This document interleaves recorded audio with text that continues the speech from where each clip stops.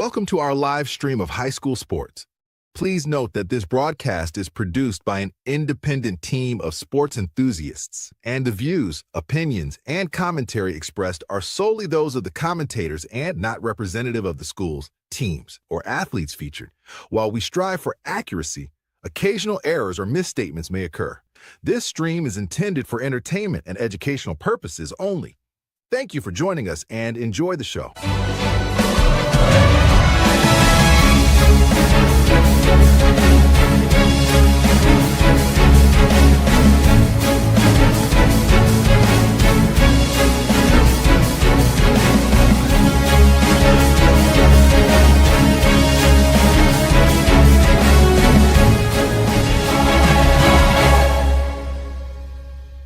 Yeah, come on, let's go.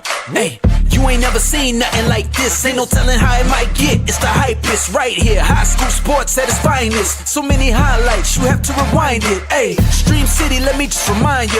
The heart of a lion, the team full of fighters. So many stars on the field, it'll blind you. They're giving everything they got till the time's up. Yeah, legends in the making. History is made. We just getting started. You ain't seen a thing. YSN, gotta know the name. They gon' bring the flames, they gon' do their thing. Take it to another level, don't hold back. High school, got a passion and we show that. Got the drive and you know they got the heart. Number one spot for your high school sports. Let's go for the win. Hey. And welcome in, ladies and gentlemen. It is a Tuesday edition of YSN Live, the 10th of March, a.k.a. Mario Day. Just found about, I found out about this yesterday, last night, as a matter of fact, with an all-call from my kid's teacher. And literally, I turned on the news this morning, and a dashing gentleman reminds us about Mario Day. And then the national news talks about, where has Mario Day been for 41 years? This is the first time I've ever heard of Mario Day. And now it's all over the news. But it is Mario Day. Happy Mario Day. It's me, Mario. It is Mario Day right here. What'd you say? So that was actually pretty good. 41 years of practice, I will tell you that, and never once did anyone tell me or have the common decency to say March 10th is Mario Day because of March 10th, Mario Day. Let's start this off. I didn't even put that together. Well, that's why I'm the brains of this operation, Anthony. I thought it was like the day that they brought out Mario Brothers or something. I was like, oh, is it Mario's birthday? Or no, it's just like, no, it just spells out Mario. Okay. With that, ladies and gentlemen, we introduce the 8-time best-selling author, Grammy and Emmy Award-winning, as well as world-traveling, Pulitzer Prize nominee, didn't win, but he's going to get on that horse and ride that Bronco to the next opportunity. Ladies and gentlemen, my dear friend, co-pilot for the afternoon, Anthony Ronald Hartwig. What's up, Ronnie? How we doing? Well, Bobby Witt, let's go. Hey, America. USA, the greatest, the greatest pitcher in the world is pitching for America. Yes. And also coming soon, he'll be pitching for my Pittsburgh Pirates, as I say that with a Cleveland Guardians hat on. Paul Skeens, America's ace, showing up, showing out, one walk, one hit, 7 strikeouts last night against Mexico in a 5-3 victory. And once again, we show our domination in the sports world, flexing our muscles. USA. We have a great show. Great show. We have 2 guys on this show that I respect the hell out of and love talking to because they are candid as the day is long and certainly cannot wait to tell their stories. One of them you've been waking up with and hearing his just golden pipe voice every morning, dark and early, on WFMJ today, and we are going to take a trip down memory lane and see where it all started and see how it's going for WFMJ's Steve Veazey. And then, ladies and gentlemen, we look at the championship banners hanging in the gym at Poland Seminary High School, and we say there have been a lot of coaches that have been able to shine up their rings a little bit. But ladies and gentlemen, the man we bring on in about 20 minutes or so, Eric Fender, absolute stallion. And once again, led his team to the top of the mountain and joins us today to talk about that journey and what's next for him. And sounds like a vacation is needed. So we'll see if that indeed is the case. As Eric Fender, the boys basketball coach at Poland, will join us today to talk about the season that was, all the great things that happened, and obviously the future of the Poland program under his tutelage. So we have Steve Veazey and Eric Fender joining us today. Anthony, question I'll ask before we get Stevie on here is, who's your favorite Mario character? Is it Mario, or do you have another character that you're big on? Being favorite, that Mario Day. Well, favorite Mario character. No, it's Mario. Stay with the OG, man. I know there's a lot of Luigi fans out there, but I'm more of a red and blue than a green and blue, I guess. So stick with Mario. You struck me as like a Wario guy. Ronnie might be the Wario guy. And once I turn my hat backwards, we'll rock with Wario. Well, we are going to see what Steve Veazey's favorite character in the Mario. I don't know. Can I say it? Can I say realm? The Mario world, Mario realm, Galaxy, Super Mario. Who Steve appreciates the most, because like I said, he's been around. He's been calling it like it is. The most amusing human being, I believe, on television in the Youngstown market, without a doubt. And a gentleman who always brings it, award-winning, critically acclaimed. Ladies and gentlemen, the legend himself, my friend. Dude. Good afternoon, guys. I'm not used to you saying that. I know, right? I'm used to you saying good morning and dark and early, and that's the stuff that's on brand. Good afternoon. That's not in your repertoire, my friend. This is just proof that I do exist after 7 o'clock in the morning. That's all it is. What time do you go to bed? Let's start there. Never early enough. I mean, the older my kids get now, like now that they've all been into sports and everything, I have 4 kids. My oldest daughter's a senior this year. She's played volleyball all through. I have a sophomore in Poland. You'll talk to Coach Fender here in a little bit. And he's had, I got back from Cleveland at 10 o'clock, 9 or 10:30 Saturday night. So I never get to bed early. Almost never happens. But like on a Saturday, because you don't have to wake up the next day. Like what time is it back to normal, and then you've got to crank it up for Sunday? Yeah, Friday is usually the tough one for me, because I go through I wake up at 3:25 in the morning on weekdays. I know. I hear the audible groan. I appreciate that, because I make the same thing when I look at my phone and see it every day. But Friday nights are traditionally tough for me. Like I get back from whatever basketball game, and then I just kind of crash. And then Saturday I'm back to normal, and that kind of resets me for Sunday and Monday, and then the cycle repeats. I love it. When you think about getting started in the broadcast industry, in the news media, what kind of led that path for you? So I was a sports guy. Actually, when I first got into the business, I played sports growing up. I'm super excited, by the way, to judge the dunk contest. I did not win the dunk contest when I was a senior in high school. I blew my first dunk, which I'm still salty about to this day.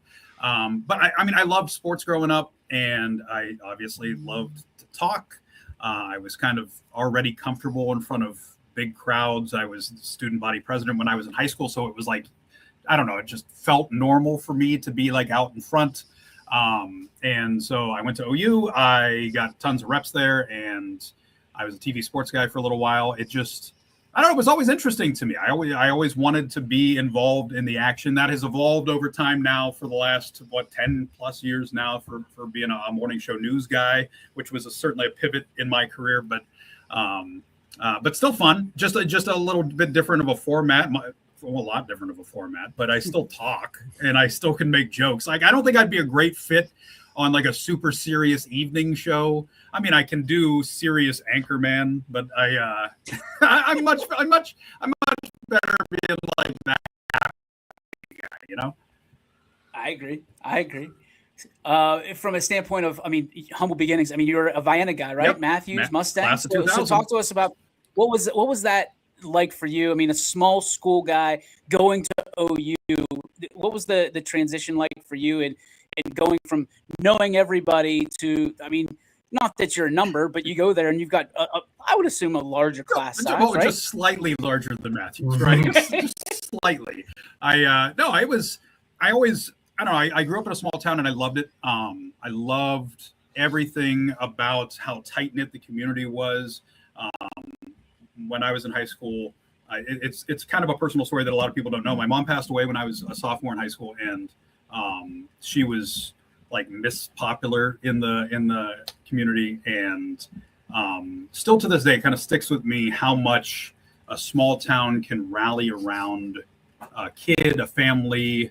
I have a younger brother, and be like sort of our protectors. I remember my high school basketball coach at the time picked me up out of the blue while my mom was going through all that, and took me into his he was the athletic director at the time, Bob Rosicki, and who's since passed away. But I love the man to death. He took me up into his office and he talked to me and made it clear that there's a whole army of people, behind me and rooting for me and supporting me and will be there for me no matter what. And I don't feel like you get that in a lot of places. So the transition, but at the same time, I always wanted more, I guess. Not that there is anything wrong with, being in a small town, because I loved it. But I don't know. I always had like these big aspirations that I wasn't going to just, that wasn't gonna be it for me. Like there was something destined for me that I was going to make some sort of difference in the world. And this is, I guess, sort of the way that I charted my path, for better or worse. You just talked about your personal experiences of having like the reality of a small town community rallying to its people. I'm sure you have a lot of those stories go across your desk as a reporter. Mm-hmm. Do you ever have any that in your career that have made you like, oh my gosh, I can't believe even this level of, or have shocked you or have drawn you back on how big the support is from the small town community? I don't think I'm ever shocked because I grew up experiencing it. So if anything, it's pride of being from this area, not only the town that I grew up in Vienna, but but being from the Mahoning Valley region in general. I've lived in a few different areas. I lived in Buffalo for a few years and covered the Buffalo Bills professionally, and they call themselves the city of good neighbors, and in many ways it lives up to that too. But I still feel like there's just something different about people who are brought up around here, who just, I don't know, more often than not, like there's just people around here who just care about others, and it's not like that everywhere. It isn't. So I'm never surprised. I'm never surprised anytime a story comes across, with somebody going through a hardship or a community rallying around somebody or something or an organization or a cause, because it's just who we are, right? It's just who we are around here.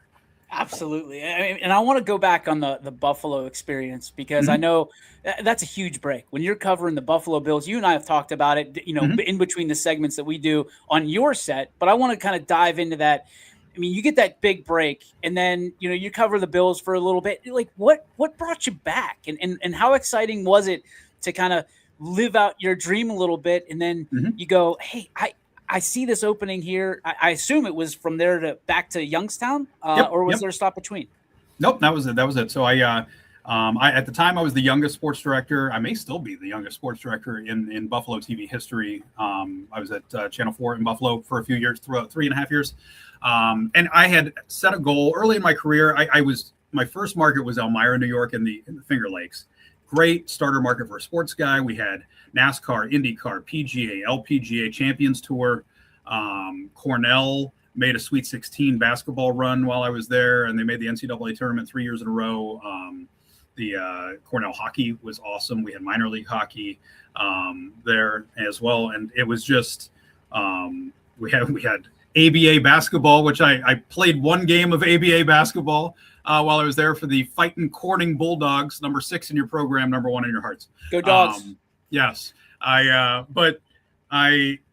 I had always wanted to cover a big league sport professionally, whatever it would have been. And getting there, and obviously they had NHL there with the Sabres, who have been bad for quite a while, and they were just entering a rebuild, so it wasn't the ideal time to cover them. The Bills were right; it was before the Josh Allen era, so it was Ryan Fitzpatrick, Freddie Jackson, C.J. Spiller, Mario Williams was there. Kyle Williams. There was some really good dudes on the team. Arthur Moats, don't cross the Moats. But I like just experiencing that, traveling the country a little bit, seeing all these stadiums. My favorite thing to do, I don't know if I've told you about this before. My favorite thing was on Sundays, on game days, to walk around the lower or the field level on the field, the bowl of the stadium. Like when it was still empty, there were no fans in there. Like these giant 80,000 person cathedrals that are so quiet, and the only people that are there, some working media, some people setting things up, coaches off to the side, positional groups getting warmed up with their headphones on, the quiet part at like 10:30 in the morning on a game day. It was like almost like a religious experience for you, because you're in this cathedral. And you can feel the power before it gets all energized and everything. It was really cool. That was one of my favorite parts. But corporate owned TV stations look at the budget and they make cuts, and I got swept up in those, and unfortunate, but also like it turned out really well for me in terms of my life. We got to move back here. An opportunity presented itself pretty soon thereafter. My kids got to experience growing up near their grandparents. My wife's parents both still live in Vienna, and their cousins, which are just down the road in Talmadge. They're so close, and I don't think that would have happened if we were still in Western or upstate New York. Since you've been able to cover so many sports as a former sports guy, did your favorite sport to cover differ from maybe your favorite sport to play or watch when you were growing up? My favorite sport to play growing up was basketball. It was always basketball. I think my life has reflected that. All four of my kids have played basketball at some point. My three youngest still are very active in it. And that's always, I've coached for the last 10 years at the youth level. I love it, sort of in my blood. But I loved, covering the NFL was fun. It was just it was eye-opening and different, and people talk about the grind. Players talk about the grind of it being a long season, and you kind of experience that as a media member too, especially like if it's a team that isn't going to make the playoffs, and the last game of the season they're not really playing for anything. You kind of experience that as well. So just seeing everything behind the scenes was really unique, and getting to know some of the players. It's funny, I was on a first name basis with Khalil Mack for a long time. He went to the University of Buffalo while I was there, and still to this day, my youngest Jarrett is he's like, "Are you going to call him if he makes the Hall of Fame?" I'm like, "Well, I'll drop him a text." I'm like, "But we're not close anymore." It's he's moved on in his career, and I have other things going on, and it's but it was fun developing those relationships. I got to go to the after party when Andre Reed went into the Pro Football Hall of Fame. Like the neat little things. Those are probably some of my best memories, honestly. When you think of, because you're a competitor at very base of it. Being a competitor, being in sports, playing basketball, all that stuff. Sometimes it works its way back into your life, but ultimately the competitive nature never leaves you. And for people who don't know, you are an ultimate competitor. You're competing against yourself every morning. Yeah. You're competing, obviously, against rivals in different stations. And you're competing for your gold. You're an award-winning anchor, my friend. Talk me through, how competitive you are and how sports helped you kind of get that going to be the guy you are today, and being competitive to win some of these awards, and getting your other teammates at WFMJ to be just as competitive. And I think that's probably the biggest part of it, is playing and competing in sports growing up. Everybody, looks at wins and losses or personal stats and everything, which are fine, when you're in the moment, but they don't mean anything. Now that I'm 44, I hate saying that out loud, but I think the values that you learn, dedication, focus on goals, how to be a hard worker. I mean, it's something I feel like that is learned. It's not necessarily innate in everybody. You find something that you love and you work at it until you're good, and then you keep working. But I really feel like the biggest thing that a lot of people who didn't experience sports growing up miss in a professional environment aren't personal accolades. They aren't, I mean, like the awards are nice. I have some on a shelf somewhere, some of them are in a box. But honestly, I feel like the aspect of teamwork and being part of a team is something, especially on our show, or even in my previous roles as a sports guy. I mean, we had typically fairly small teams. When I was a sports guy here, we have my co-anchor and obviously our weather and out and about and our two producers and our directors behind the scene, but still pretty tight-knit group. And to realize that we're all kind of rowing in the same direction, and to be able to pick up the slack for somebody who needs help here or there, or vice versa, is one of the biggest things that I feel like sports teaches somebody, how to be part of something, that you're just a cog in that machine, that if you can lift up everybody around you.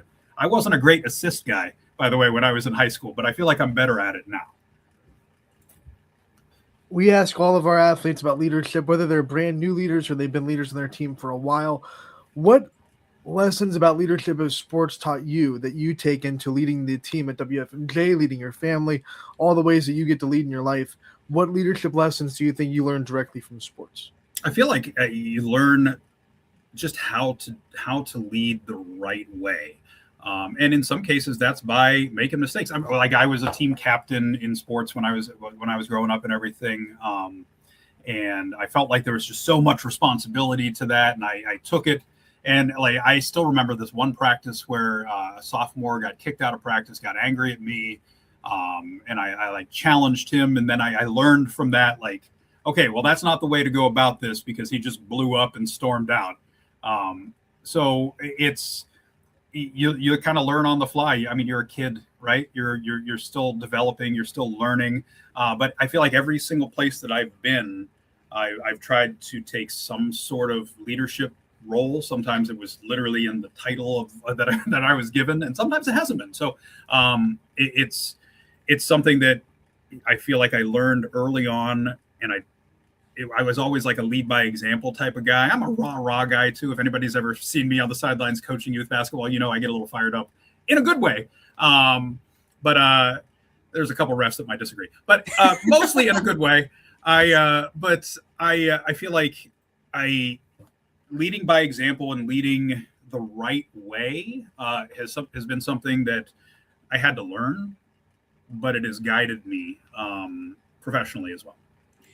Steve, we released it right before you came on here. Officially, you are going to be one of the celebrity guest judges for the Slam Dunk Contest, which we are incredibly and thankful for, excited about. You mentioned that you were in a dunk contest before, so I guess that begs a couple questions. Number one, can you still maybe get a late round entry in this one? And number two, what are you looking for? Well, I mean, give a little bit of the kind of sauce, maybe give that away. And what are you looking for to get a high score on March 28th at Canfield High School? I want to see something that not everybody can do. And no, I cannot dunk anymore, but my wife will not allow me to attempt to dunk. The last time I dunked, still to this day, was in a charity game in my first market. And I was probably 28, I think, and I could still dunk pretty well. And so I was showing off before the game, and then I came from the left side, and I like cocked back and threw one down, and then landed a little off balance, and I just felt a click, and that was, I tore my ACL, MCL, LCL, medial meniscus, and lateral meniscus, like that. And that was the last time I dunked, and so I will not be attempting one again. I leave it to my son to do that now. I'm perfectly happy with him. Jax get it? Can Jax go? Oh yeah, for sure. He hasn't got one in a game yet, but we'll get there. We'll get there next year, right? But in terms of what I'm looking for, I just want to see something fun, something creative, do something with that not everybody can do. I don't want to see just like a simple one-handed thing. Come on, give me a little style. Are you a props guy? Like if they bust out props? I'm not a big props guy. I want to see you control your body in the air and cock back and do something fun. That's all. I like power dunks too, just for the record. Like Shaq. I was a big power dunk guy. Do you ever bring the backboard down? I wanted to so bad. You don't know how hard I tried in high school. I used to. It's funny too, because if you ever watch my kid play, he has tape on his fingers, and I used to have to do the same thing. I had permanent like rim marks here and here all through high school and college. That's such a flex. I just big flag. Yeah, I'm 5'4". I'm 5'4", Steve. I got no shot at ever dunking. It was fun. I will here. You want to flex? This is my one brag, right? I dunked a few times in games in high school, but my best ever was in a game. There was a former NBA player that went to OU with me named Brandon Hunter, who since passed away. He was on my team. It was like a really high level pickup game, right?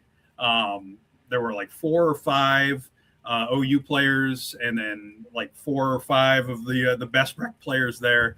And I dunked once early in the game, and then Brandon Hunter hit me coming across, and there was a defender here, and I reared back and I dunked on that kid's face, and the whole place just exploded. You would have thought that it was like the coolest. It's still like a top 5 athletic moment of my life.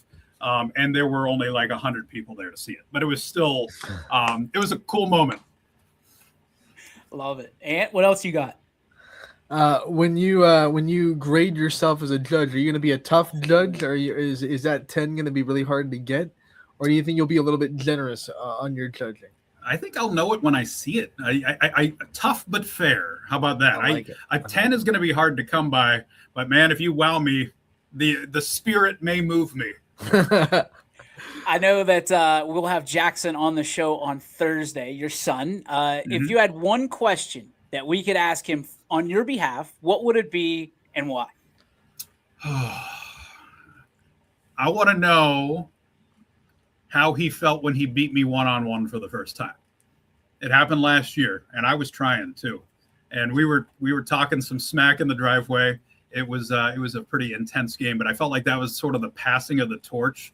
It's a moment that means a lot to me. I'm curious if it sticks out for him, what it meant to him when he finally beat the old guy. Did he dunk on your face like you did on? He did not, but man, he was close. Like I thought he was going to throw it down. Like he was up there, and I was not. And that was the moment where I'm just like, okay, well, I'm planted on the ground now. So this is how things are going to go moving forward. Heck, my youngest now beats me in horse. He's a good shooter. So remember him in a few years too. We got you, buddy. Don't ever. We see that VZ name and we circle it. We're ready to go. Hey, if you can't block him, just take the charge. All right, Steve. Just go in there, beat him to the spot, take the charge. If you see my kid draw a couple fouls or get called for a couple fouls this year, VCs are not good at taking charges. Steve, we appreciate you so much, not just for doing this today, but every day, what you do for the Valley. You're constantly in the community. You're the best to do it, man. I mean that with my whole heart. We're so proud to be partnered with you.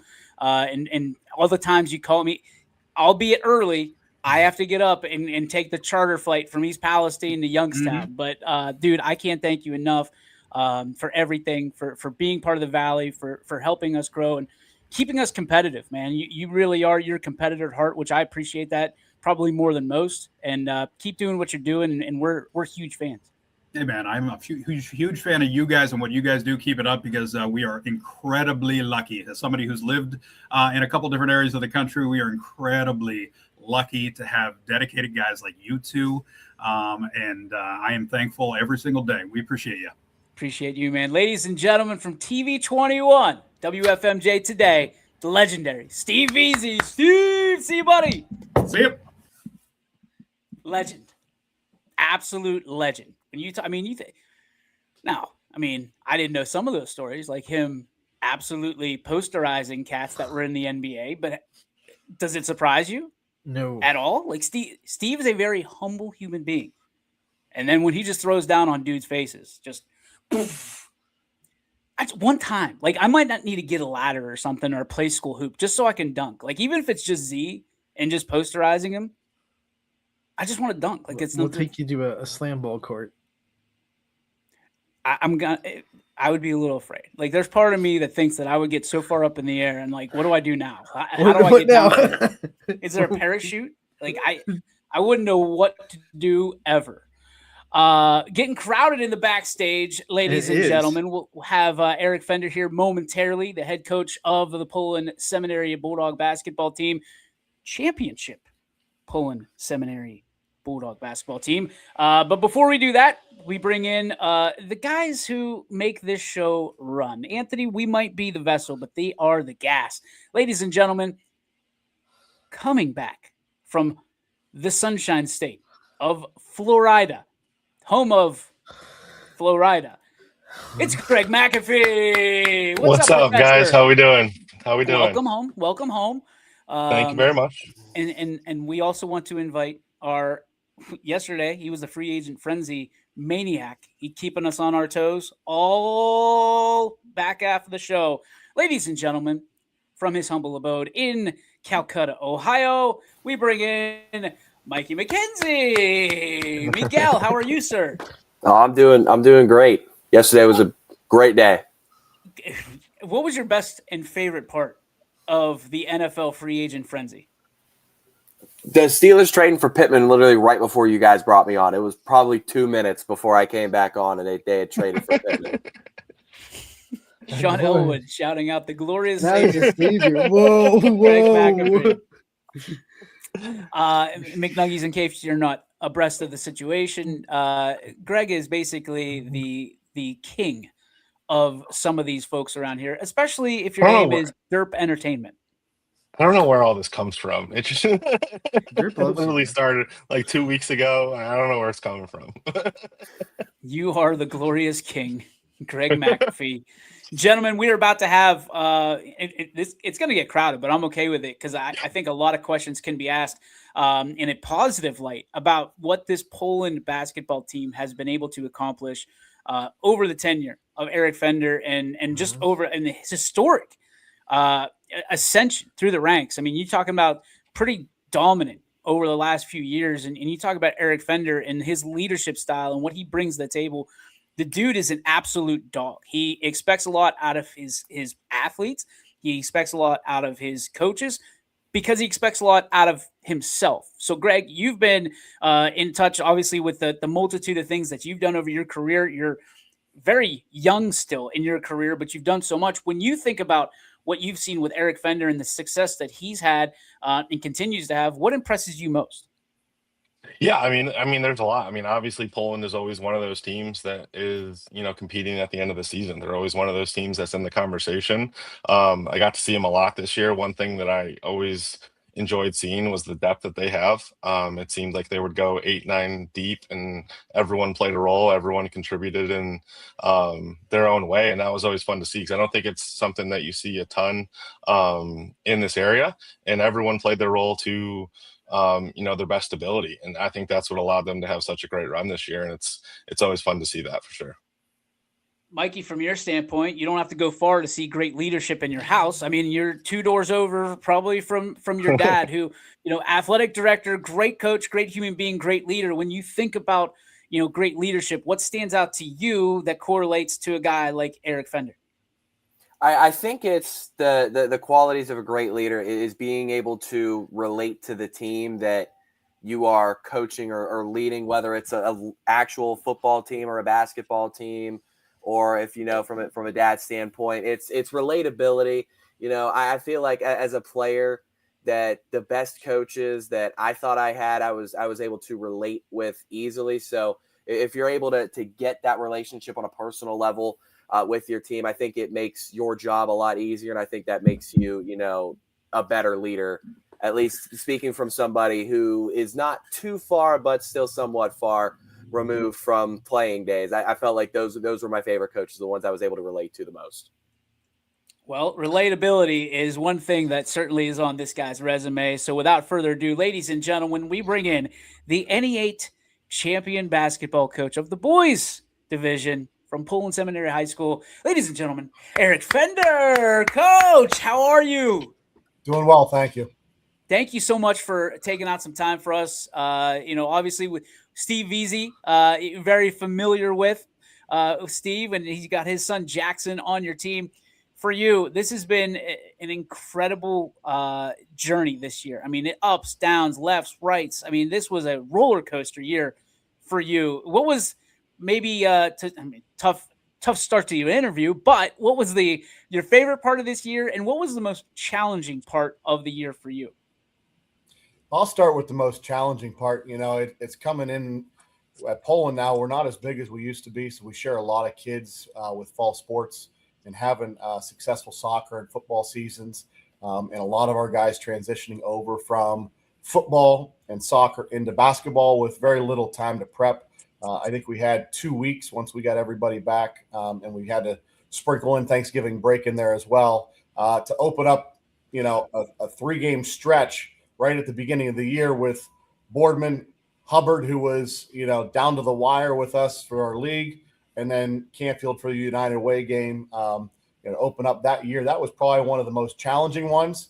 The most rewarding thing, though, is just seeing the success and the hard work the kids put in day after day, and to see the success at the end of the season and what we were able to do.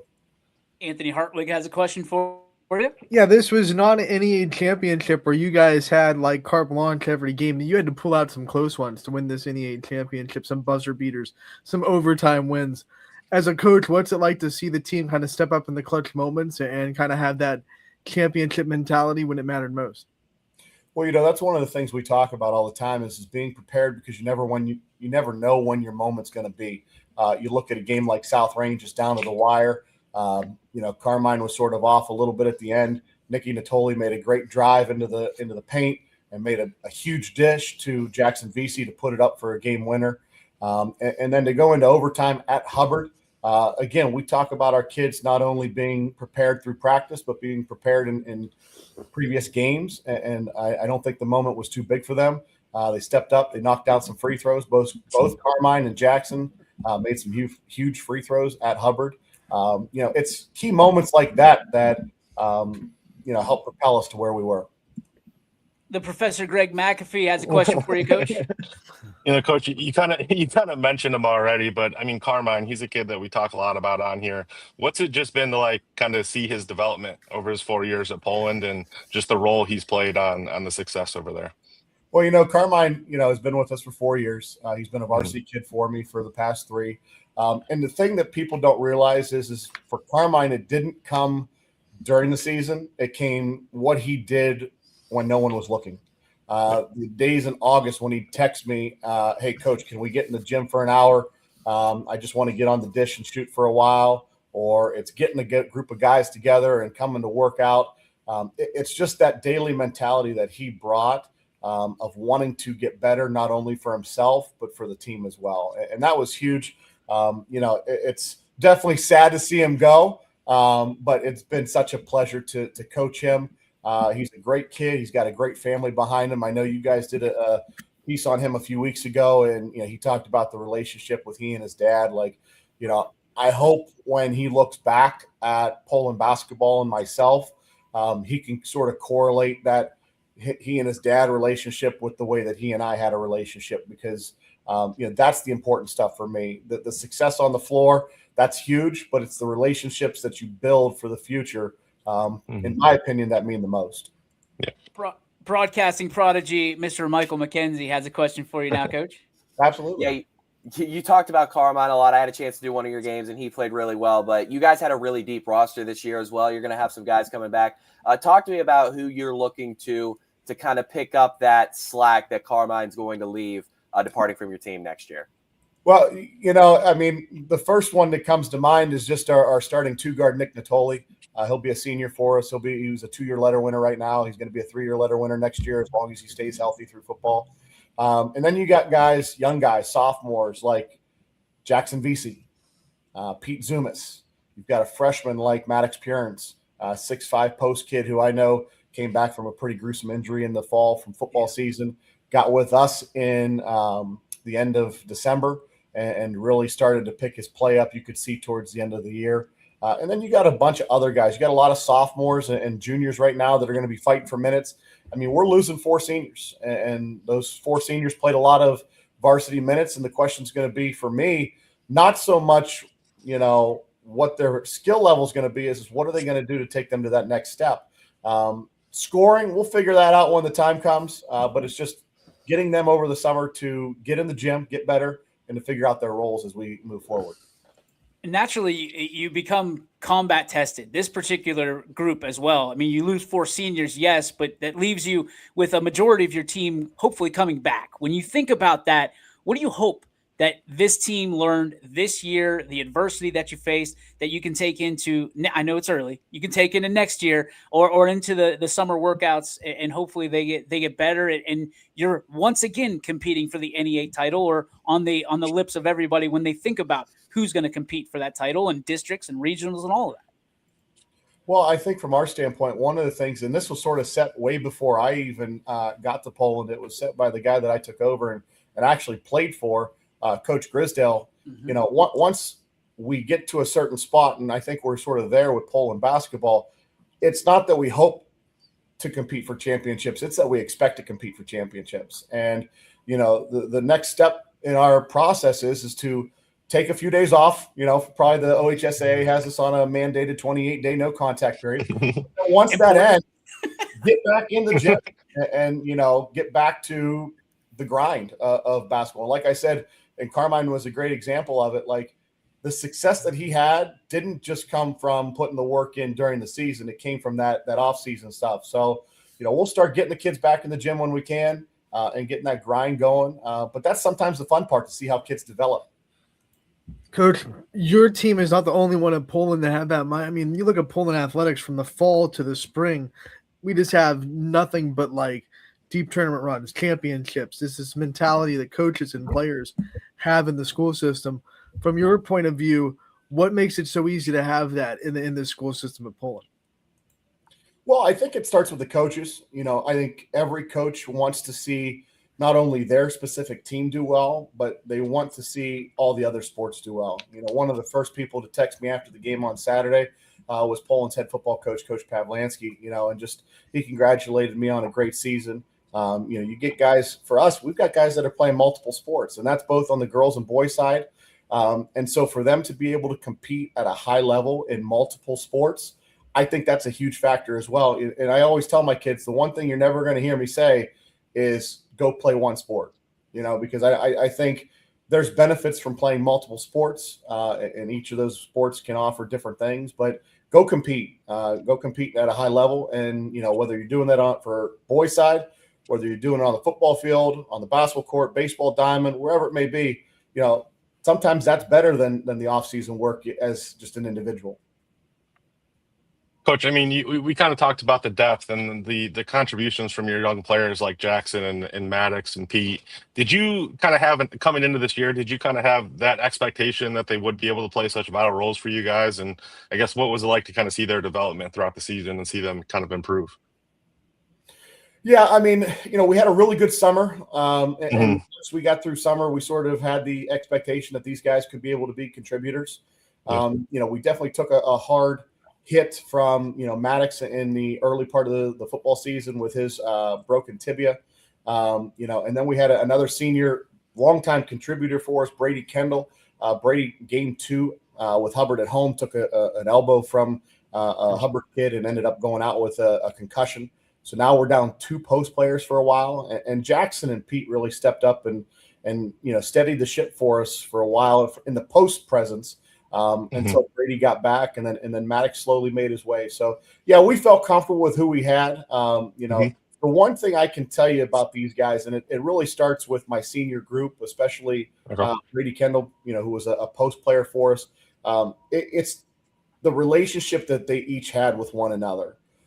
They wanted to see not only themselves succeed, but they wanted to see their teammates succeed. And that to me is huge, because if you don't have that as a group, you're not going to be able to succeed. And that's a very selfless act. And so, again, that started with guys like Carmine and Anthony DeLomo and Vito Kamara and Brady Kendall. Like, that's huge for us. Now, obviously, you guys made a deep playoff run this year.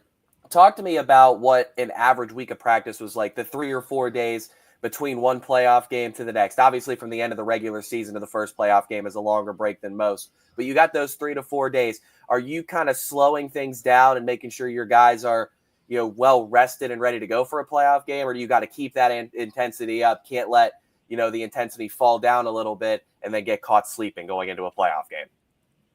Well, it's tough because, October 31st this year was the first day of basketball.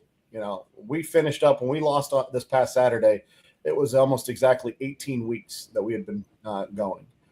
So by the time that we get to the end of the season, there's just a fine line as to how much is enough, how much isn't enough. We had over a week off from our last game at Howland to when Girard came to us the following Saturday. From that Friday after Howland, we took Saturday, Sunday off. We got in the gym on Monday and did about an hour to an hour and a half of skill development, a lot of shooting, trying to just find the flow again. Watched film on Girard because we knew that was going to be our opponent coming up. And then, Tuesday we were actually lucky enough because we had some scrimmages left over. A former fellow coach over in the ITCL, Coach Tony Matisse, reached out to me and, asked about doing sort of a combined practice. So it was nice to practice against some different guys and get a little bit of that feel. And then on Wednesday, Thursday, and Friday, we sort of, got back into our regular, hour and a half, 2 hour practices, film study. And then we got ready to go on Saturday for Girard. Coach, oh boy, hang on. There we go. See, when I got to do producing stuff, it takes a toll. It costs the show dearly, let me tell you, when I'm producing. Coach, when you think, obviously, the success that you're having now is incredible, and everybody loves talking about it for good reason. But when it comes to planning out the future, understanding the foundation is the key to the success year after year and building those traditions. How important is it for you to be a part of, just even the smallest part or the larger part of what's coming up, knowing what's coming in your pipeline, understanding, getting these kids, little dribblers and getting them acclimated to your expectations from a basketball program from a young age all the way to when they graduate? Well, it's huge. And having a kid who's in 4th grade who is playing basketball for Poland right now, that definitely hits home a little bit more. But a good program starts at the youth level. And you have guys like Steve Vesey and other parents that are stepping up and coaching their kids and doing it the right way. That's crucial. And then having good quality 7th and 8th grade coaches and freshman coaches to build that process and to get the kids not only to buy into the product that you're giving, but also to buy into the standard and the expectation.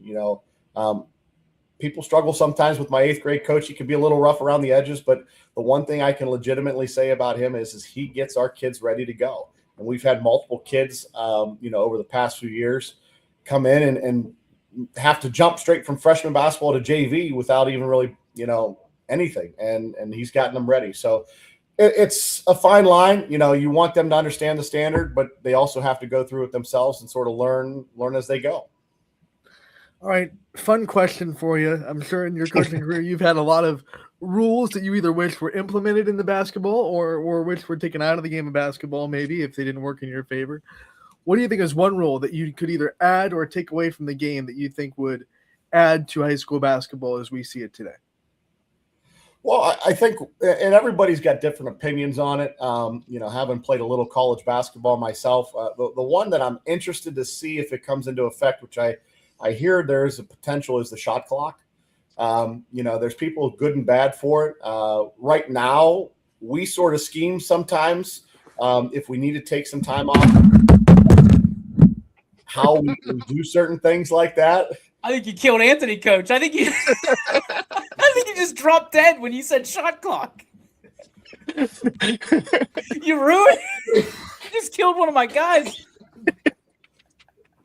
Sorry, go.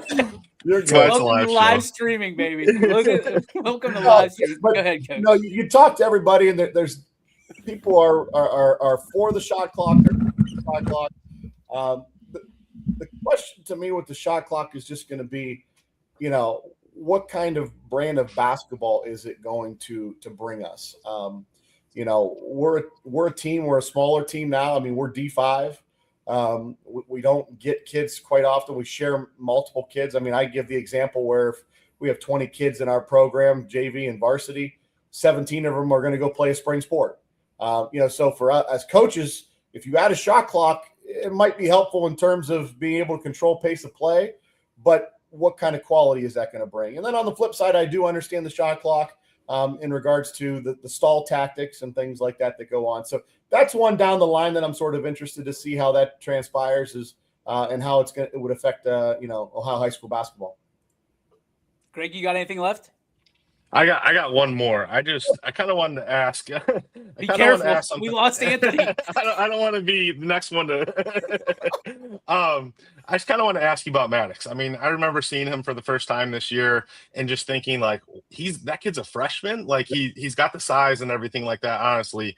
But just kind of what's his ceiling? I mean, what do you kind of see from him in the next 3 years to come after such a good freshman season? So from my opinion, Maddox's ceiling is going to be whatever he wants it to be. Yeah. He goes and plays high level AAU basketball. I have yet to have a postseason meeting with him and his parents. So see what he's going to do this year, just because of the recovery process with that leg injury from football. Yeah. The thing about Maddox though, that really intrigues me is he's a very genuine kid. He's very down to earth. Just because he's a freshman playing varsity basketball, you really wouldn't know any different, just talking to him on a daily basis. But the thing that I really appreciate with him, and it starts with the foundation from his parents, is, he has the goal to be a valedictorian. And so I think he understands that, yes, he could potentially see success and get some college looks, whether at the football level or at basketball. And he's going to continue to find the weight room and get in, do that kind of stuff, get on the floor for me. But I think he also understands the importance of getting a good education. And that's huge. And for me, any kid like that, that's going to be a deciding factor into sometimes where they go. McNuggies, final question. All right. So I'm sure from a stress level and your heart rate that a blowout win is more satisfying. But after a game, you've calmed down, the emotions of the game are kind of out. What's a better win for you? A close, tight win that your guys are able to pull it out in the final seconds, or you just get out there and you smack a team pillar to post, you got to win. It's 35 points at the end of the game. You're able to get some of the reserves in there for the final half of the fourth quarter. What's better win for you? Well, first off, a win's a win. I mean, I'll take it. But honestly, both. I mean, I know that's sort of not probably the answer you're looking for, but like, you get into a close win, and I'll give you the example of like a South Range at South Range or Hubbard at Hubbard. Like those kinds of wins, those kinds of environments, those are fun, And listen, I've been through it both at the high school and college level. I've been through it coaching wise. Like I do this, and I love those atmospheres for the kids, and to see the success of being able to have that success of walking off the floor. Even in, as you guys say, the Thunderdome over there in South Range or Thriller Dome, yeah. Thriller Dome, sorry. I enjoy that. But I also enjoy the opportunities to get my younger kids a chance to play some varsity basketball. Sometimes, if they're a JV guy and just getting a chance to go in, they put a lot of hard work in that people don't see. So it's nice and rewarding to give them that opportunity as well. But to answer your question, I'll take a win any way I can get it. If it's by 1 point or by 30, we're just happy. We're going to enjoy the moment. And we're just going to, move on the next day and get ready for whoever it might be. But to go back onto that comment, one of my players this year asked me after the Hubbard game, I walked in the locker room and they pounded me with water, in celebration. And his comment was, he goes, "Coach, is this what you do it for? Do you do it?" And I told him, I said, "No, I don't do it for this. Like I do it for the smiling faces on the kids that see that hard work does pay off."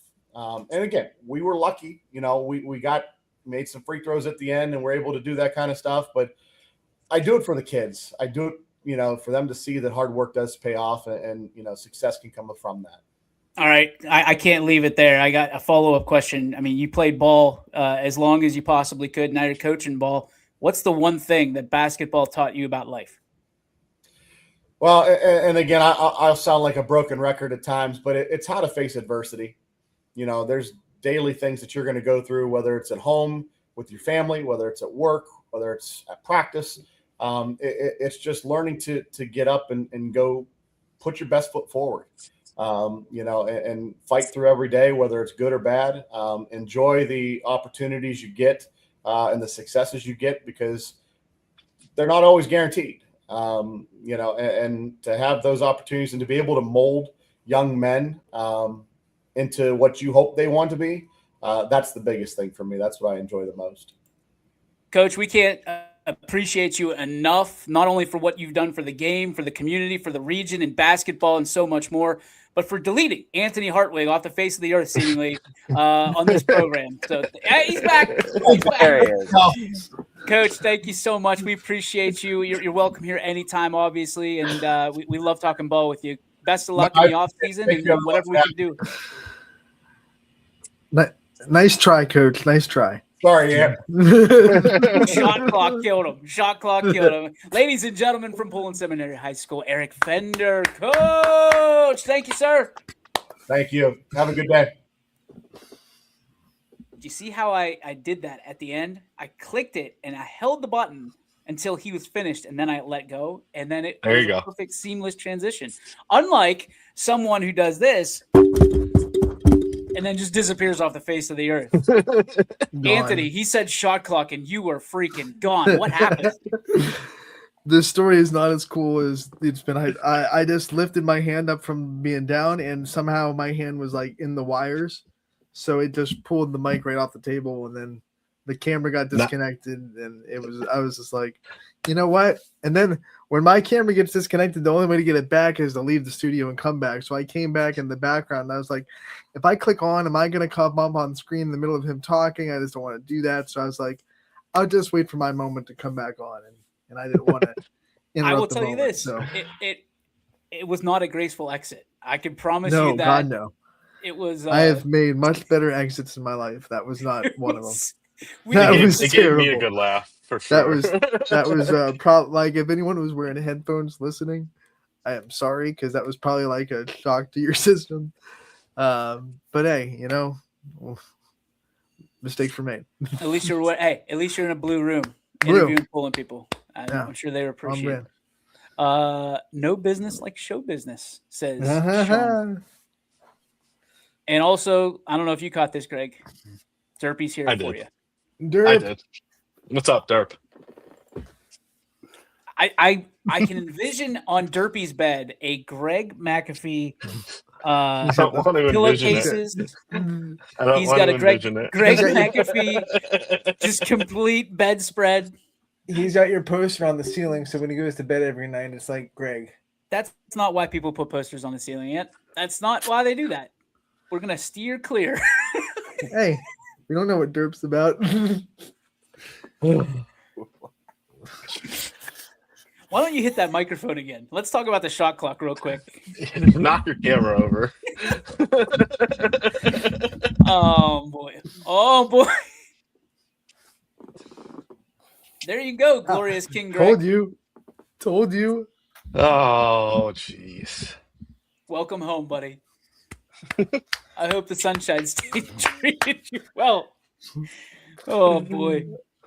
Life-size cardboard cutout of Greg McAfee coming soon to the YSN shop. Hey, it'll go right next to we have Tiger and Michael Jordan. So we'll have Tiger, Michael Jordan, and Greg McAfee. I have not seen those since the train derailment. So it's somewhere on eBay. There are our cardboard cutouts, I'm sure. I'm not sure. Bernie Kosar had the life-size poster on the door. The Farmore Bernie Kosar poster? Hey, we could have breaking news. There could be a new YSN HQ coming soon. Oh. Homeboy's got, I'm going to check out a place. A spot. It was brought to my attention. We could be back in business. Could be back in business. staying in the county. I'm excited. I mean, thanks to Coach Fender for first off being a complete professional throughout Anthony's just amateurism. Mhm. Great question. That was like rapid fire too. Yeah, we did. For those of you watching right now, we did not plan any of that. It just kind of happened, and I'm frantically texting Greg and then Mike, and then like, hey, one more round, and I didn't even get the one more round out because I went to hit it, and I'm sitting here like could not click the button because apparently if you put a phone in front of between the mouse and the computer, it intercepts the signal. So if you catch it, like. It wouldn't let me click. It kept doing the thing on the, I don't know. It wouldn't let me click. Never knew that. RF, I believe, is the correct terminology for that. And I blew it because I thought it'd be great to have my phone sitting right in front of me. And instead, I couldn't click. And I was like, oh boy. But you know what? I thought to myself, in true competitor nature, hey, we'll get up, we'll rise from this. And just don't knock over the microphone or the camera. All you have to do is be a little bit better than Anthony. And today that's not easy. That's not hard. So. Hey, it's hard to be better. Listen, it's hard to be better than Anthony. Being better than Ronnie, basically, you just got to get both feet out of bed. Like you're on the right You're path. there. It's like being chased by a bear. You just got to be faster than Anthony, and that's not hard. So, hey, Anthony and Ronnie are two different people. Nobody's better than Anthony. Everybody's better than Ronnie. Every single person. Like you think, like I want everyone to close their eyes and think of the biggest scumbag they know, and that person is better than Ronnie. Crap, but Anthony, no shot. Just happy Anthony showed up today and not Ronnie. Great show today, gentlemen. As always, and certainly thank you to Steve Vesey, which I'm hoping you guys got to see a little bit of that interview. Yeah. And Coach Bender for popping by. Wrestling Wednesday tomorrow, Anthony, as I understand it. We have one, maybe two Wrestling Wednesdays left. We're gonna have some fun. And then state finals are this weekend, aren't they? Yep. Yeah. In Columbus. And then on Thursday, we will continue the Poland barrage as we welcome Jackson Vesey as well as Carmine Tucolo will make a comeback. That'll be at 12:30, and at 12 o'clock we will have a live to tape interview from Ref Rob.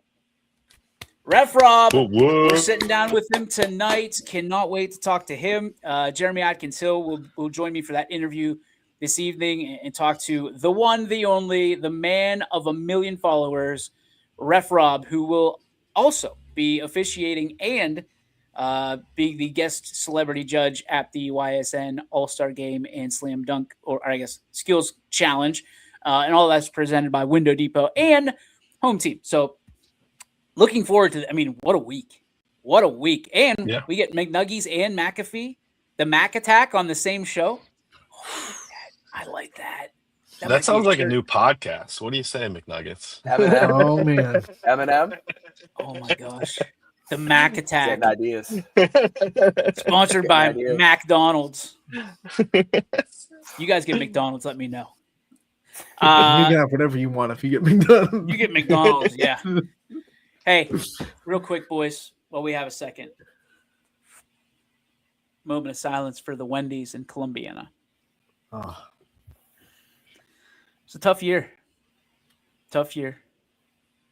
Lots of junior bacon cheeseburgers. Not enough, apparently. But Frosties. I bought that Frosty little thing for $3. Never used it. Always forgot I had it. You were good. I don't know how the hell people turned left out of that Wendy's. And that was probably a big problem for you on the bottom line. But Wendy's will miss you in Columbiana, even though there's a McDonald's right across the street and a Burger King right down the street. We'll miss you, Wendy. We'll miss dipping our fries into the Frosty and almost causing a 5-car pileup on State Route 14, just trying to get out of your drive-thru. The Dutch House was right next to you. Nobody ever cared, apparently, about going to get the donuts. They just wouldn't go to Wendy's enough, apparently. It was a tough year financially. We will rebound from this. Columbiana will be stronger. Moment of silence has passed, gentlemen. R.I.P. Wendy's Fly High.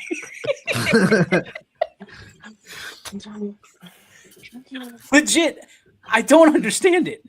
Like, they built a Wendy's out of nothing. And then they're like, nope, that's enough. Now it's gone. Greg, have you ever been in a situation where someone looks at things and like, I think this is a really good idea, and then has to pay for it, and they're like, this is a stupid idea. I shouldn't have ever come up with that. I think we've all had those situations. We've all been in those situations. We've all been in those situations. Damn you, Wendy's. This wouldn't happen under Dave Thomas's watch. I can tell you that right now. Dave Thomas is a saint. He would have saved the Columbiana Wendy's. Fly high. I'm curious if that's going to happen. I live in Boardman off 224, and we have that road construction on the like above the turnpike, on the bridge above the turnpike up here, and all those businesses like through there are all affected because of the traffic and everything. Like you can't turn left out of some of them, you can't turn right out of some of them. Is there another Wendy's coming too close? Here's what I'm going to tell you. Well, Chick-fil-A, I mean, I don't know. You tell me how this works. You can put a Chick-fil-A up, and it will just bring business. Like, it's you continuous. Could have 6 Chick-fil-A's next to each other, and they would all be jam-packed. Yeah. Christians know how to spend their money. There's like 3 in Boardman at one point, or not. I don't know if you technically call it Boardman, but you had the one in front of Giant Eagle. Yep. And then you had the one in the mall. Yep. And then you had the one down by, I guess that would be considered, I don't know if that's considered Poland, but like down near 680, like in front of the one right next to the furniture. It's store. like the Hobby Lobby, the one in front of Hobby Lobby. Yes, that's what I'm talking about. Yeah. And they're all banging. They're all just. The one in the mall is closed, but there used to be 3 when I first moved here. Yeah, news to me. I'm sorry. This is probably happening. That's a past due moment of silence. Hey, yeah. Rest in peace to limitations. No, never. It's been a couple years. Never. These tears are real, okay? These tears for the Chick-fil-A in the Southern Park Mall are real. I had no idea it was gone. Gone but not forgotten. Fly high, Chick-fil-A in the Southern Park Mall. Fly high. Here's what I will tell you. I haven't been to the Southern Park Mall for a minute. I couldn't tell you what's in there right now. I had to buy some dress shoes for the wedding this weekend. Where did you go? Was it where the Wendy's or the Chick-fil-A used to be? It was JCPenney. So like I think Chick-fil-A used to be right outside of it's in that little little like alcove or whatever you want to call it. Yeah. It wasn't in the food court. It wasn't in the food court. No, it wasn't in the food. It stood on its own. That's how special it was. It stood on its own. Penny's is holding strong somehow. Yeah. Somehow. So is Shoe Depot or Shoe Department or whatever. I go in there and I scope out shoes and I'm like, I guarantee you 99% of these came from DH Gate. Like, guarantee you. They're just cut out the middleman. I know we're just Payless still exist. Going in the Payless was like this. They just had shelves of shoes with. I haven't seen one of those. I think they're dead too. Yeah. Moment of silence. Moment of silence for Payless. Just a bunch of moment of silences on this show today. Yeah, are we missing any? Payless, I'm not sure I've seen you since 1995. I don't like what's left in the mall. Build-A-Bear? Yeah, it's still there. Name something else, because Hot Topic is Dillard still that big store in that? Is Dillard's still gone, isn't it? Or is Dillard's gone? I thought Dillard's was gone. No, that's the Eastern. I think that's the Eastern, the one up in Niles. That's Eastwood. Eastwood Mall. Eastwood. Hey, Eastwood's banging. Eastwood is hopping right now. Whoever's rolling. I haven't been there in a while. I've been there since Dillard's closed. Where? I haven't been there. Big Dillard's guy, are you? Hey, it was a discount store and you could get dress shirts, dress pants. You could get all sorts of stuff for cheap. Highly recommend it. I can see Like, that I you mean, wear those dress clothes pretty regularly. This was on when the show. this was when I worked at the newspaper, so I had to dress nice. Well, yeah, that's like without saying. Because when I think of the Vindicator, I think I better dress to the nines tonight. I was the See? boss man. I had to lead by example. See, did you talk like this? See, with your three-piece No, suit? I didn't. Just a nice button up and some khakis, Jeans on Fridays. What are you wearing? I Jake got the from State cigar in Farm? hand every now and then. Khakis. And then Bottle you of got scotch in the desk. I've got Bottle. Scotch. God, just in case Peter Parker rolls by. Get me Spider-Man. Crap, double crap. Oh I'll give you boy, 200 bucks. this show went off the rails pretty quick. Certainly, You started Steve. How dare you, sir? I would never cite Dillard's as a place to start a conversation nor end it. Yeah, you started at Wendy's. The body's still warm, man. The body's still warm, and you're sitting there throwing shade at the Columbiana Wendy's. Okay, we're trying to have an honest moment of silence for people who are going to miss out on junior bacon cheeseburgers and probably potentially the best tasting nuggets in the county. And it's a joke to you, Greg. And it quite honestly, it hurts my heart. It hurts my heart. I'm sorry. You think you're treating I this. apologize. You're treating this like it's a apologize. Chuck E. Cheese, okay?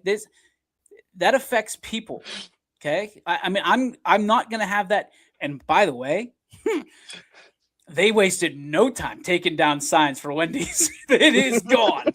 It might be a Payless here in 24 hours, or a Spirit of Halloween coming up real quick. I saw Formerly known a as meme. Wendy's. I saw a meme on Facebook with that the other day Of Wendy's? where it was Wendy's with a Spirit Halloween sign on it. Was it the Columbiana one? I think it was related to that. No. Yeah. Oh no.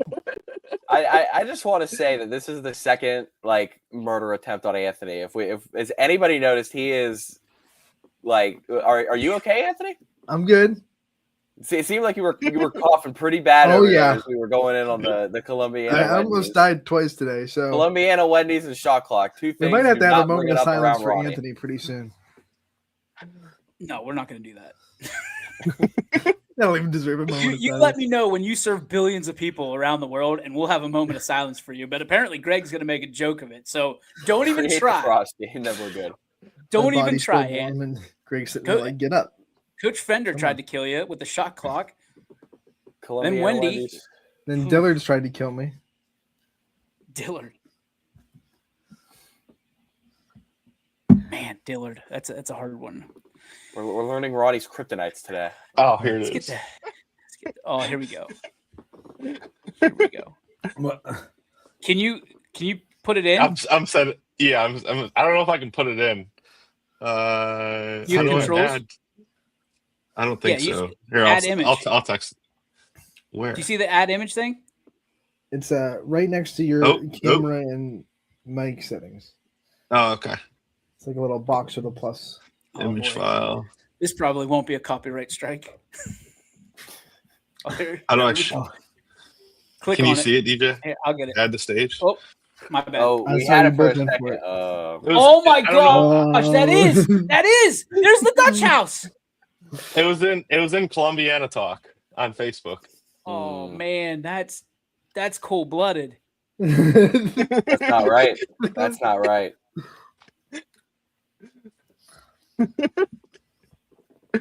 And you know the sad part is, boys, it would probably get more traffic than the Wendy's did. For maybe 2 months or a month.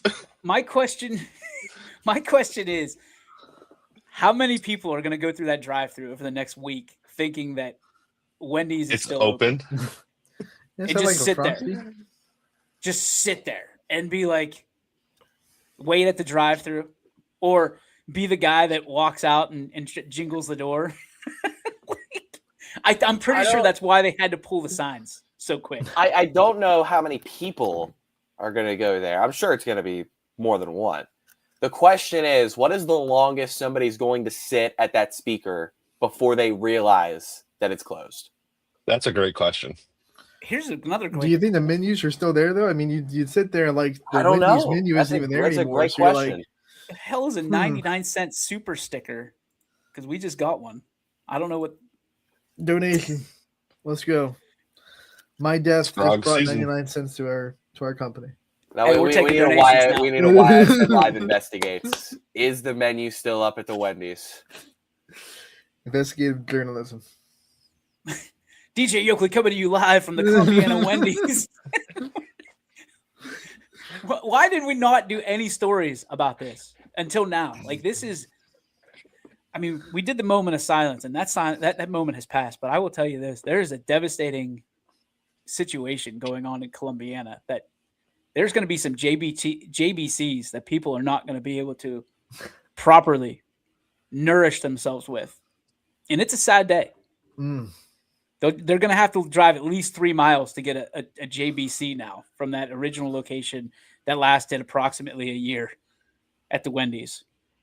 It's like, talk about fumbling the ball, right? Like you were up for a year.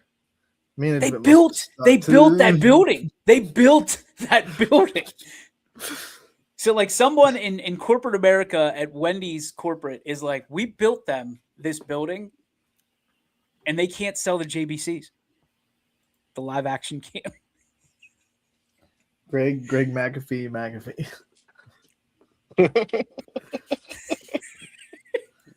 Get on the street reaction. Sir, you're here in Wendy's. How much do you miss the Wendy's in Columbiana? McNuggies, you're full time now. You can go post up and ask the hard hitting questions of the good people of Columbiana how much they're going to miss the Wendy's. Every time somebody pulls up not knowing it's closed. Sir, did you know that? Sir, this Wendy's is closed. Sir, How does sir. it affect you? They're going to ask you, you're going to be at the BP and you're going to be, people are like, oh, I don't want to be interviewed about the gas prices. No. This is about the Wendy's. Now, this is about the This Wendy's. is about Wendy's. You can't have any more JBCs at this location. You got to drive another however many miles. How is that? How devastating is that to you? And if you just go to the McDonald's next door, you could be like, how devastated are you from a standpoint that the McDonald's ice cream machine is always broken and you can no longer get a delicious Frosty across the street? Ma'am, I would like your response to that.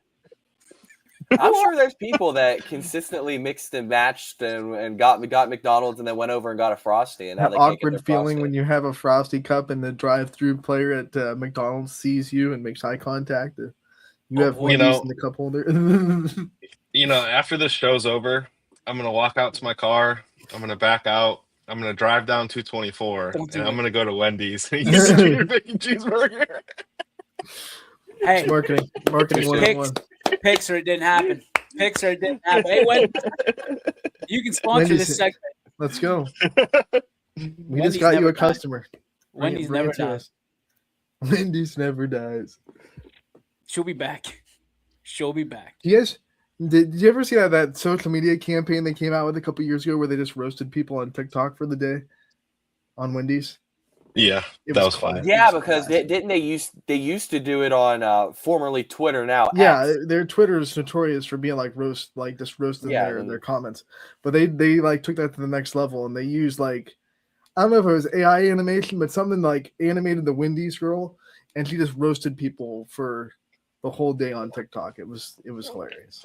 In all seriousness, in a location though. In all seriousness, we are sorry that people lost the job and lost a potential earning. That does suck. We're not making fun of that. We're making fun of the fact that it's Wendy's and it lasted a year. Like, that sucks. That's terrible. And they built the building, man. I cannot get my mind to get over that little hump of they built a building. Probably $1 million goes into that. Hey, is that the new Easy. Sean Elwood? Is that the new HQ? Did we buy out the Wendy's? I would like to say that I hadn't thought about this because I'm sitting there. I mean, I would like to know, as a businessman, how Advanced Auto Parts and whatever the other one is, it coexists in Columbiana, selling brake pads and rotors or whatever they sell in windshield wipers, less than 500 yards from each other. And I don't know that they have one other than Pep Boys in Boardman. There's an auto parts in Boardman. There's a decent amount in Boardman. I don't like it's Columbiana. Like they're right there. And also, I'm still trying to figure out how Dollar Generals and Dollar Trees are everywhere. They make sense. That's a better investigation. They're more random than Dunkin' Donuts. There's a money laundering scheme going on somewhere, whether you're yellow or green, Dollar General or Dollar Tree. And I don't want to accuse anybody of anything, but it's a little sketchy.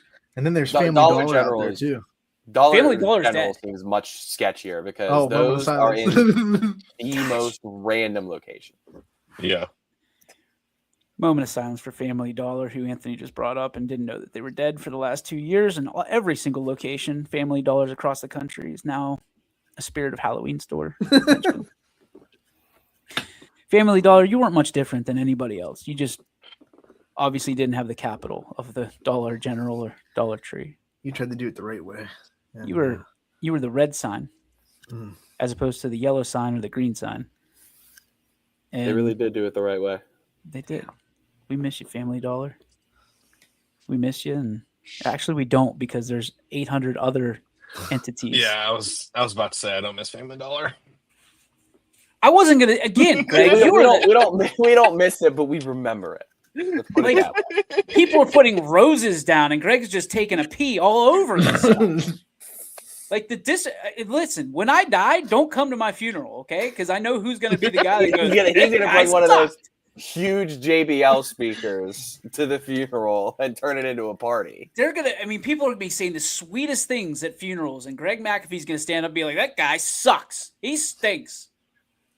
I know another guy you're going to say that to when he dies, and we're not going to say his name. The unmentionable. But we're going to get the hell out of here because we have taken way too much of people's. I don't know how people are still watching. Hopefully they're laughing, and hopefully they're going to go buy a Junior Bacon cheeseburger from Wendy's today and support the family and the estate of the great Dave Thomas. That is going to do it for our show today. Thank you to Steve Vesey. Thank you to Eric Fender for stopping by. Thank you to Mikey McNuggies. Thank you to the Professor Greg McAfee. And, of course, Anthony Hartwig. We don't thank Ronnie because he's a scumbag. And my name is DJ Yoakley, telling you that we will all be better tomorrow. And certainly, gentlemen, let's see how this goes. May the sports be with all of you. And you, my friend. Well. YSN thanks you for watching this presentation of Your Sports Network. For stories, stats, and more, go to ysnlive.com.